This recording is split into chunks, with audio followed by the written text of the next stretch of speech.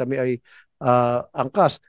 Hinihingi niyo ba kung titingnan kung may booking? Wala. We have not yet encountered, Your Honor, yung ganong issue, but we will look at it, Your Honor. You will look at it. Yes. At hindi pa kayo Wala pa pong You issue kidding me? ganon sa amin. Baka nagbibiro ka. Wala pa pong... Wala pa? Apo. Kasasabi mo lang sa akin kanina, kapag meron kayong nangahuli na naghabal-habal, all they do para makaiwas ay sasabihin kami ay taga TNVS. O ngayon sabi mo wala pa kayong nahuli. Yun po yung merong initial violation. Dito, ikaw naman. Opo, Your Honor. Ikaw na mismo nagsabi. Kaya nga, pinagbigyan ko nga yung, yung sinabi ninyo kanina. Dahil nagsuggest si Mr. Ryan, sabi mo, kailangan mahuli muna para malaman namin kailan may violation muna para masita namin kung talaga naghabal-habal siya o hindi. Subdivision, nadadaanan o lahat ng mga kalye na kung saan maraming mga bahay-bahayan. So pag hindi nadadaanan jeep yun, ang option ng mga pasahero ay tricycle. It's either motorcycle, taxi or tricycle. Kaso, itong motorcycle taxi, papasok dun sa rota ng mga TODA. Yun ang sinasabi ata nito mga tricycle driver na nadidihado sila, babawasan ka ng income. Meron ba tayong association ng mga TODA rito? Mr. Chair. Mr. Chair, ako rin po ang National President ng TODAP since 1992. Okay, good. Actually kaya kami nagrereklamo, hindi po kami against sa motorcycle taxi. Sabi ko nga pag binalikan natin ang simula nito, iisa na lang natitirang totoong kasama namin dito, si Mr. Austria. Lahat po sila bago. Lahat sila bago, nagpalit-palit. So, hindi nila alam kung ano yung pinag-uusapan noon. Nung natanggal nga kami, nagkagulo. Ayan, babalikan ko na naman yung gwapo na yun, si Mr. Roy Ikaw. Kasi, kaya ako nasusundot dyan. Kasi, yan po ang lumapit sa akin na meron silang apps para matanggal po yung habal-habal. Ngayon, I name names. Patawag natin PITX, si Mr. Salvador. Okay. Jason. Ando doon po ang mga motor, ang mga hanggang ngayon, nandun yung mga naghahabal-habal. Ang masama doon, pati yung ibang transport group doon, nagtatawag na rin ng pasahero, hindi na dumadaan dito. So ang nangyayari po, sabi namin, bakit hindi pa huli? Ang sino lang magpapahuli, hindi kaya. Ang sabi ni Asik Bigor, kaya namin hulihin, pero hindi naman pwedeng doon na lang yung tao namin. Totoo naman. MMDA. Bakit ang MMDA? Dito po ba MMDA? Mr. Chair? O ma'am, sir. Bakit hindi yun huli ng mga tao nyo? Ang sabi ng PITX, wala kaming karapatan. Kayo ang pwede. Tama na, yung MMDA may karapatan ng manghuli ng mga naghahabal-habal. Yes po. Kaya lang, ang balita ko, I'm sorry, Mr. Dumlao, nakapatong na raw mga taga-MMDA doon sa mga taga-habal-habal na operators, kaya hindi na kailang hulihin. I wouldn't have any comment about that, Your Honor. Pero I would assure naman na ginagawa naman po namin yung efforts para manghuli po. Kung ginagawa yung efforts para manghuli, bakit tuloy-tuloy pa rin yung paglaganap ng mga habal-habal sa iba't ibang sulok ng if I may, Your Honor, probinsya? Opo, sorry po. Ganito po yung nagiging problema kasi minsan. Meron pong mga TNVS apps yan. Actually. Tapos, TNVS apps, kasi po, may mga apps po yan. Ganito po. Yung may mga bago na pong habal-habal ngayon na style.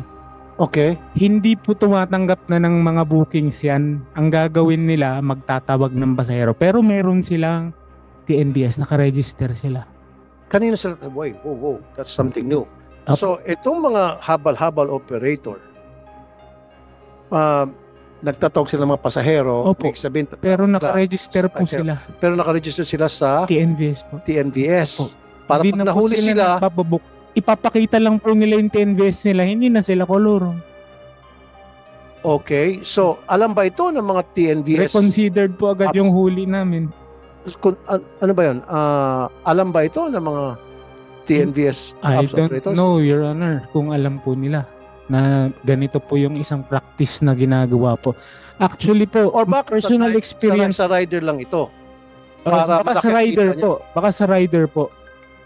That's why ang isa pong namin is sana doon mismo sa at the application level, doon nila tignan mismo, doon nila salain.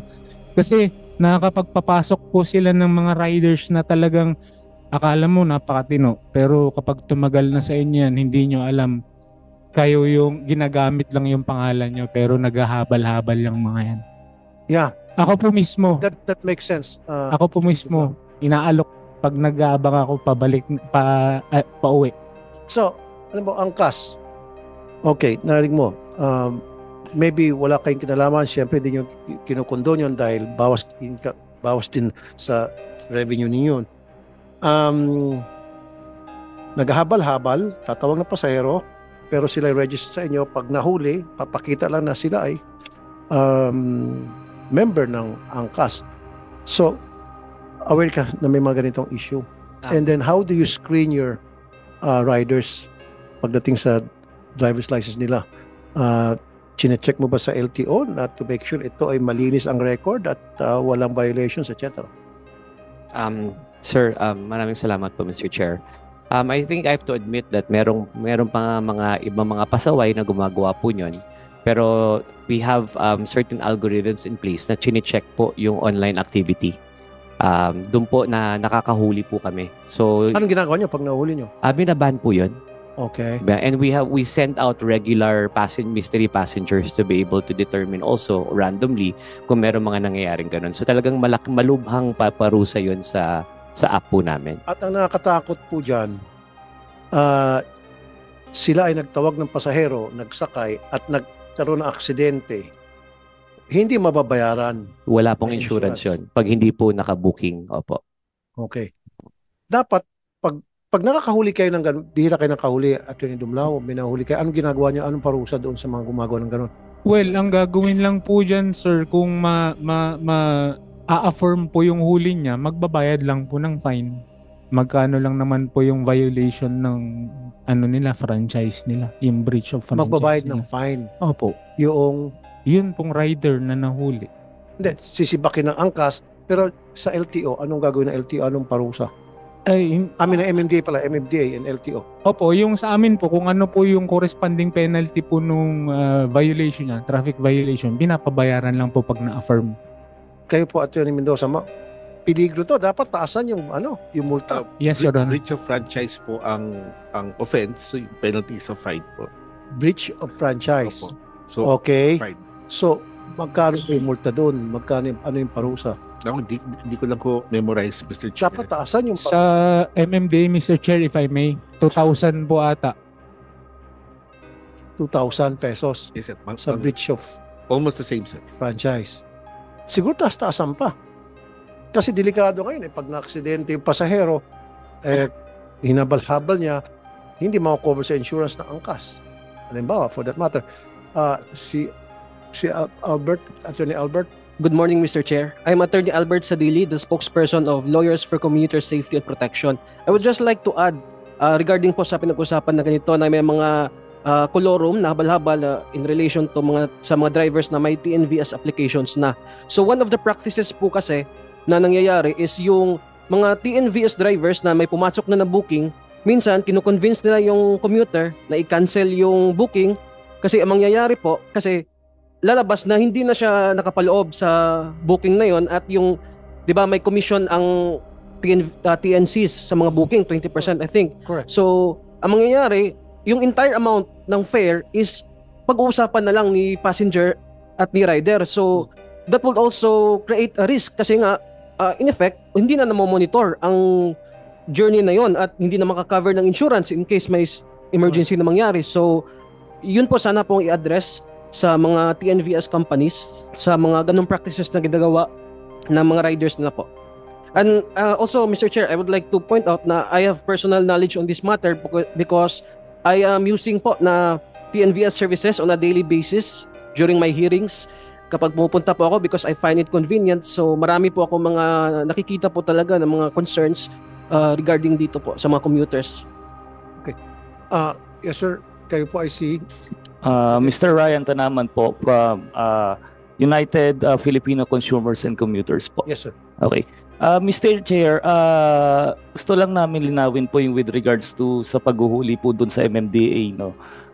Kasi po dapat po pag hinuli po nila, may kita naman po nila sa application yun kung nakabook or hindi.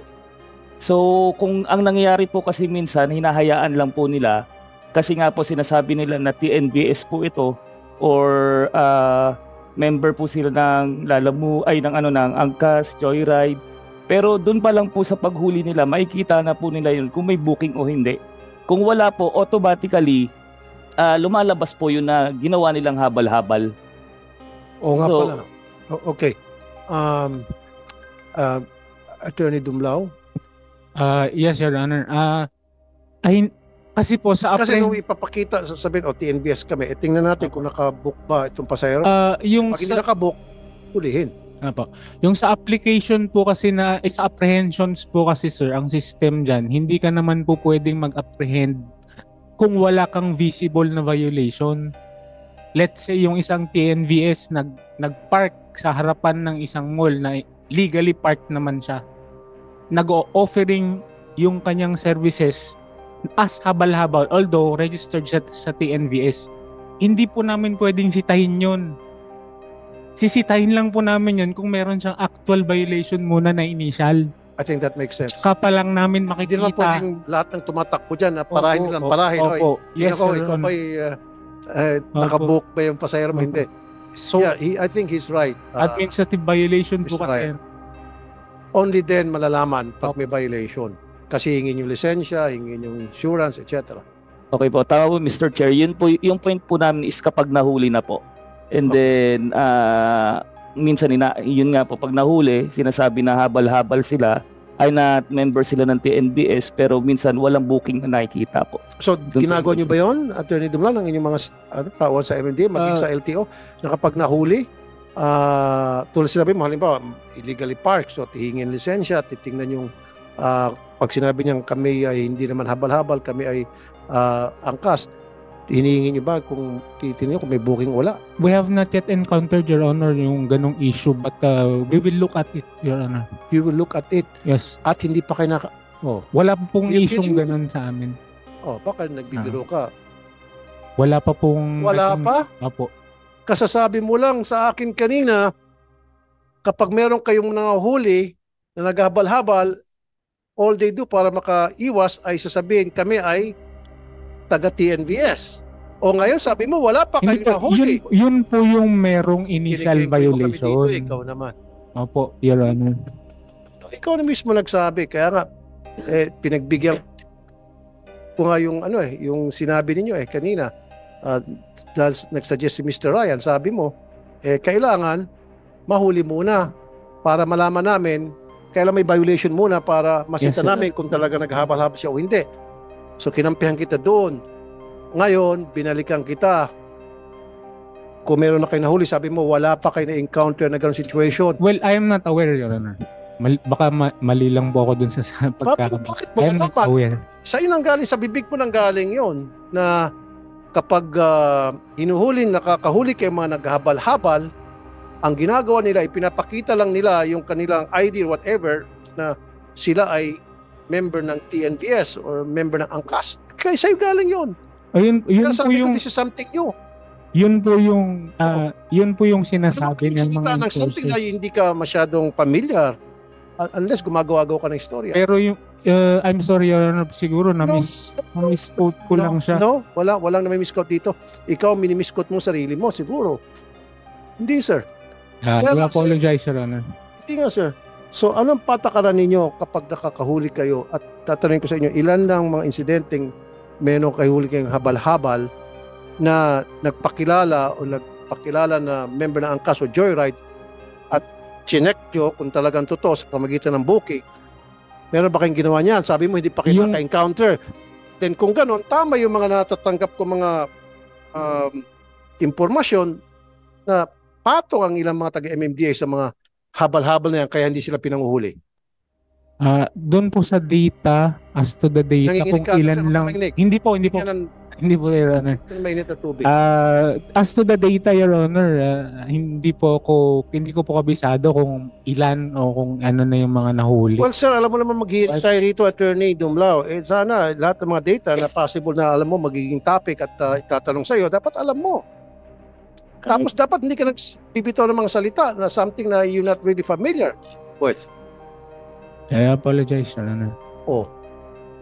Yes, sir. Attorney Albert. Yes, Mr. Chair. Yung sinabi po ni attorney po kanina, wherein siya nabanggit niya na before they can apprehend, there must be a violation first. So that's reasonable naman po. Yes. So in order, I think, for us to address the situation, kasi ang pinaka-primary talaga may first-hand knowledge sa mga ganung situation is yung mga commuters. So probably the TNVS in coordination with the proper authorities ay makapag-provide ng better platform for the commuters to report ang mga gitong incidents. So probably they can provide an easy reportorial system or link, or they can gawin nilang easy for the commuters po para maiparating ang kanilang complaints. Pero attorney, kadalasan yung mga commuters mismo ang ayaw magsumbong kasi nakakatipid din sila. Dahil kontatahan na yan di ba? Kung halimbawa pag pasok sa TNVS, let's say about 300, pag sa inabal-habal, kalahati na babayaran.